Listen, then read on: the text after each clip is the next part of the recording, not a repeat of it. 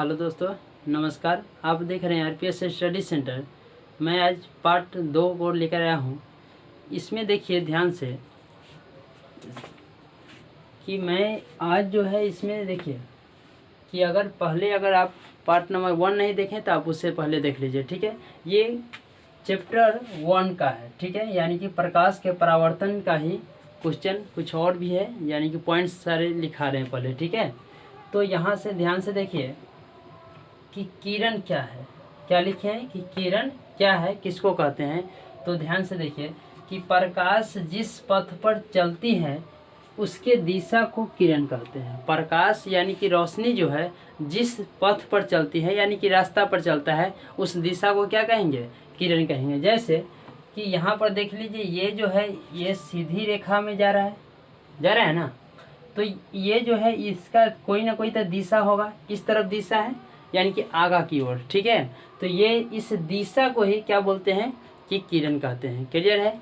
तो बात समझ में आ गया, किरण किससे कहते हैं। इसके बाद है पॉइंट कि किरण पुंज क्या है, किरण पुंज क्या है, ठीक है। तो किरण पुंज किसे कहेंगे, ध्यान से सुन लीजिए कि किरणों के समूह को किरण पुंज कहते हैं, ठीक है। किरणों के समूह को किरण पुंज कहते हैं। तो यहाँ पर देखिए यह जो है यह कितने प्रकार के होते हैं, 3 प्रकार के होते हैं। किरण पुंज कितने प्रकार के होते हैं, 3 प्रकार के होते हैं। कौन कौन होते हैं जानते हैं, ठीक है। पहला है समांतर किरण पुंज, दूसरा है अभिसारी किरण पुंज, तीसरा है अपसारी, ठीक है। तो ये 3 प्रकार के किरण पुंज कोई पूछेगा, एडजेक्टिव आपको इससे बनेगा कि किरण पुंज कितने प्रकार के होते हैं, तो क्या जवाब देना है कि 3 प्रकार के होते हैं, ठीक है। और इसके बाद पूछेगा कि कौन कौन होता है, तो यहाँ पर लिखना है क्या, समांतर किरण पुंज, अभिसारी किरण पुंज और अपसारी किरण पुंज, ठीक है। इस सब को परिभाषित के साथ परिभाषित करते हैं, ठीक है, परिभाषा के साथ। यहाँ पर देखिए कि समांतर किरण पुंज किसे कहेंगे, तो ध्यान से देखिएगा भैया, ध्यान से देखिए इधर कि क्या है कि वैसा किरण पुंज जिसमें सभी किरणें आपस में समांतर होते हैं।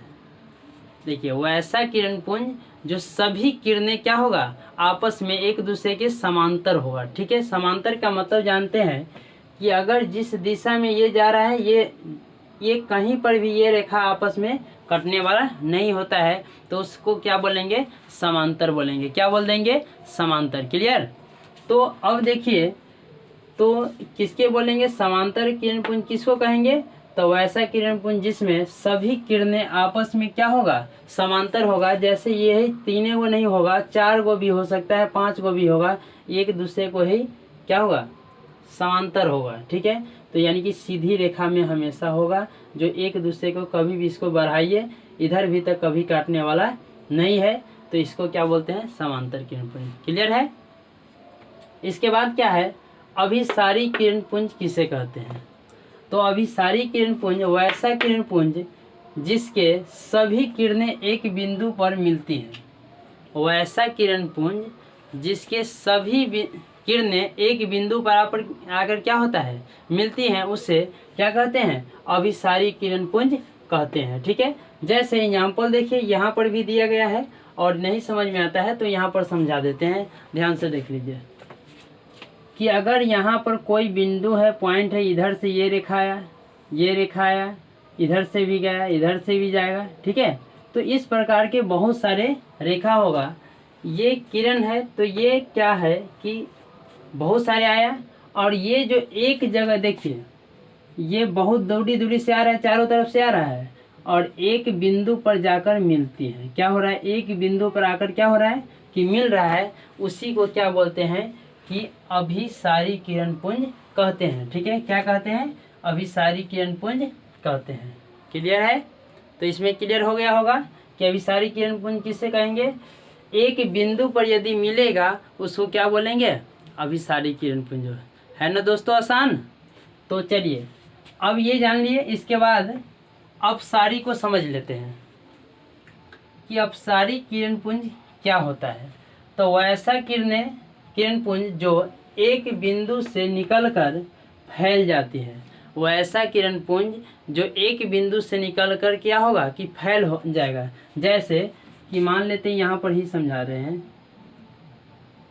कि यहाँ पर एक बिंदु है, इससे क्या होगा कि किरण इधर भी जाएगा, ये इधर भी जाएगा, इधर भी जाएगा, ये सब फैल रहा है। क्या हो रहा है कि इधर भी जाने के बाद हर जगह जगह जाने के बाद क्या हो रहा है कि यह किरण फैल रहा है। एक बिंदु से निकला और अनंत किरणें बन रही है, और जहाँ भी आगा जाएगा तो वो क्या होगा कि फैलते चला जाएगा। क्लियर है? तो यहाँ पर बात समझ में आ गया कि इसको बोलते क्या है। अगर सीधा समझ लिए, सीधा शब्दों में, अगर एक जगह अगर जमा होती है तो अभिसारी किरण पुंज, अगर एक बिंदु से किसी दूसरे जगह जाने के बाद बहुत ही दूरी तक फैल जाती है, उसको बोलेंगे क्या, अपसारी किरण पुंज। क्लियर है दोस्तों? तो समझ में आ गया होगा।